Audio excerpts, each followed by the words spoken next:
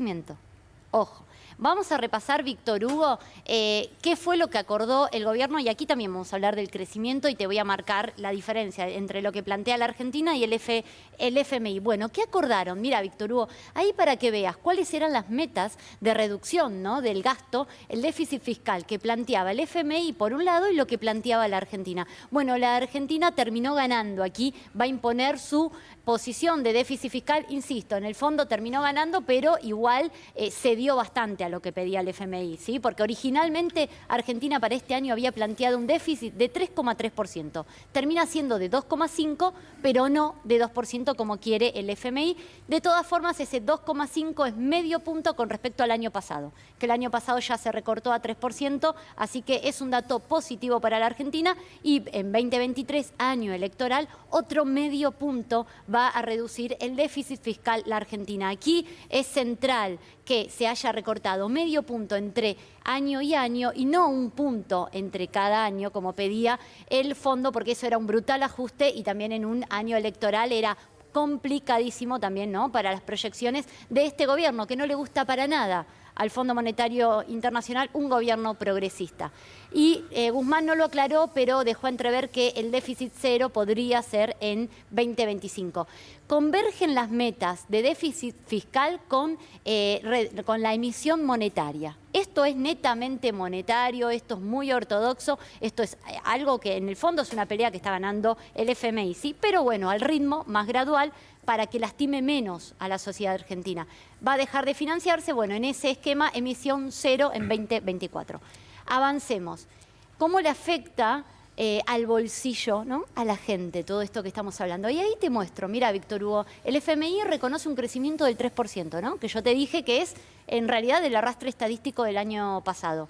¿Qué te dice Guzmán? La Argentina este año puede crecer 4 o 5%. Eso es crecer más de 2021. Eso es lo que te va a permitir a vos generar empleo y aumentar la capacidad instalada. Un crecimiento por encima del 3%.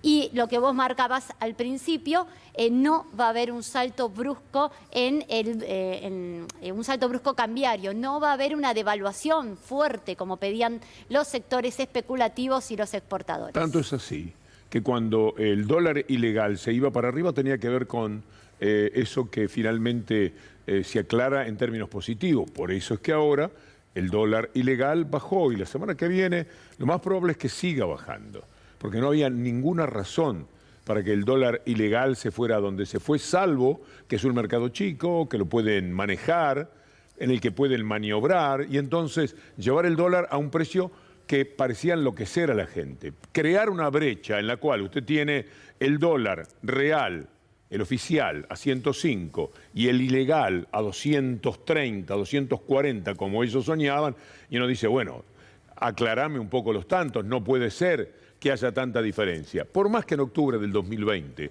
ya hubo una diferencia del 150% en el valor del dólar real contra el dólar ilegal. Pero esta era la pretensión, esta era la idea. A mí me parece que tienen que haber discutido muchísimo no devaluar, que el fondo le debe haber dicho 1000 veces a Guzmán, pero ¿cómo no vas a devaluar? Mirá dónde tenés el dólar ilegal. Y que Guzmán les diría, es que el dólar ilegal, ese que vos ves, es un invento y vos lo tenés que saber, porque conocés a tus amigos de aquí cómo están maniobrando. Si nosotros te vamos a pagar estos 731 millones y estamos acordando que lo vamos a hacer, no tenemos otra cosa que un superávit de 14.000 millones, ¿no? Exactamente. Lo hubo. Usted se refiere al superávit, al saldo comercial, 14.470 millones, casi 15.000 millones de dólares. Bueno, todo esto estaba sosteniendo que no había una imperiosa necesidad de devaluar, pero el fondo habrá querido que se devaluase. Sí, claro. Y el gobierno no lo hizo. A mí me parece un dato extraordinariamente importante, va por mi cuenta modestamente, porque todo lo que hago es observar comportamientos y escuchar a los que saben, como quienes están acompañándonos hoy en la mesa. ¿Qué más? No, me parece muy importante lo que dice Víctor Hugo respecto al tema de la devaluación, porque recordemos, Alfonso Prat-Gay, cuando asumió como ministro de Economía, dijo que la economía ya estaba acomodada al dólar blue. liberaron el cepo cambiario y el primer año de Mauricio Macri hubo una inflación desenfrenada. Con lo cual, este me parece que es un punto clave. Me parece que el otro punto clave, como mencionaba, es la cuestión de la inflación y los acuerdos de precio. Lo que sí hay que prestar atención, lo que mencionaba Rosalía, el tema monetario, porque va a haber un apretón monetario al reducir el financiamiento del Banco Central al Tesoro. Así que eso va a haber que prestarle atención. Y el otro punto importante, que también hacía mención Víctor Hugo, tiene que ver con las revisiones trimestrales, porque los desembolsos del Fondo Monetario Internacional para hacer frente a los vencimientos que tiene la Argentina son ad referéndum de las revisiones trimestrales. Con lo cual, esas revisiones, cuando vaya avanzando en la negociación, recordemos que esto es una carta de intención y ahora hay que avanzar en los memorandos, tanto financieros como económicos, habrá que ver la letra chica de esos condicionamientos para las revisiones trimestrales. Exactamente. Vamos a seguir repasando qué dice el acuerdo del FMI. Yo quiero sumar qué significa devaluar. Devaluar significa una transferencia enorme, una brutal transferencia de los ingresos del trabajador al capital. Es pérdida del poder adquisitivo, es inflación. Y es lo que acaba de señalar con el ejemplo de 2016 Guillermo, ¿sí?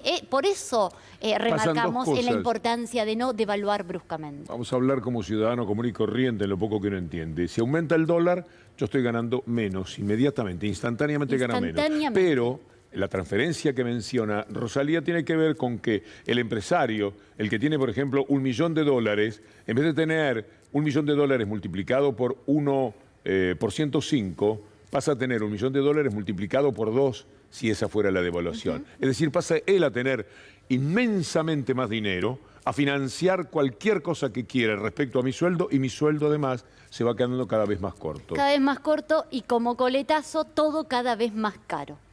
Entonces el deterioro es brutal y es fundamental no devaluar. Mira, cuando Prat Gay, recién mencionado, hace la devaluación que hace, él maneja la fortuna Fortabat. Fortabat tiene, según lo que ha trascendido bien, creíblemente, $1.000 millones en Suiza. Cuando Prat Gay toma el gobierno, $1.000 millones se multiplicaban por 9, que era el valor del dólar. Eran 9.000 millones de pesos. Cuando él lo lleva a 17, pasaban a tener 17.000 millones de pesos. Esta es la realidad de lo que sucede con una devaluación. Ganan los que mucho tienen y pierde el laburante, perdemos cada uno de nosotros. Bien, sigamos avanzando en qué más acordó el gobierno con el FMI para tratar de que el pueblo, el argentino, no pierda, como hubiera perdido con una renovación de este acuerdo si hubiera hecho el macrismo, ¿no? Bien, financiamiento en pesos para la inversión productiva. ¿Qué te dice Guzmán? Bueno, para poder seguir generando divisas vamos a incentivar al peso, le vamos a dar valor al peso, vamos a promover el financiamiento en pesos para inversión productiva, no especulativa, más desarrollo industrial y tecnológico. Fundamental, tenemos que industrializar para demandar menos bienes de capital e insumos, porque en eso se van las divisas. Cuando creces, se van en bienes de capital e insumo, entonces se va a fomentar el desarrollo industrial y tecnológico. Va a llevar años, ¿eh? Y la tasa de interés real positiva. Esa es todo brava, esto, sí, esa es brava. Bravísima. Es bravísima. Si verdaderamente lo consiguiera, pero sigamos. Bien, y aquí seguimos, ¿no? Lo que marcaba también Guillermo Gamacurta, acuerdo de precios e ingresos con el sector privado, con toda la industria, ¿no? Y el sector alimenticio, como lo viene estableciendo este gobierno, para a su vez mejorar el salario real, que vuelva a ganar el poder adquisitivo, como este año lo hizo, en 2021 lo hizo el sector registrado, pero no el trabajador informal, que perdió 15 puntos frente a la inflación.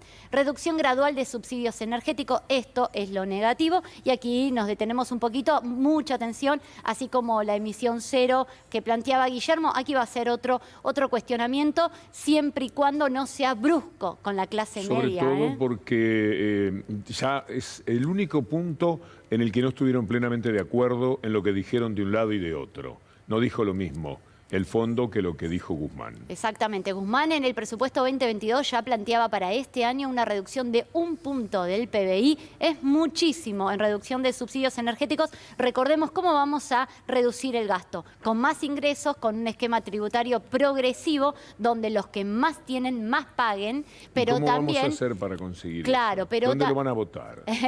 Bueno, ya se votó con la reforma de ganancias, por ejemplo. Estuvo dando señales en bienes personales, señales en ese sentido el gobierno, pero no va a tener ya este año el impuesto a la riqueza por única vez y de eso depende la reducción de los subsidios. Y esto último aseguran y sostienen que va a crecer, como lo estipuló la Argentina, el gasto en obras, en ciencia, en tecnología y lo que dijo nuestro compañero Darío Villarroel, fundamental, sin reforma laboral ni previsional. ¿Cuánta solvencia, Rosalía? Muchas gracias A usted. por acompañarnos.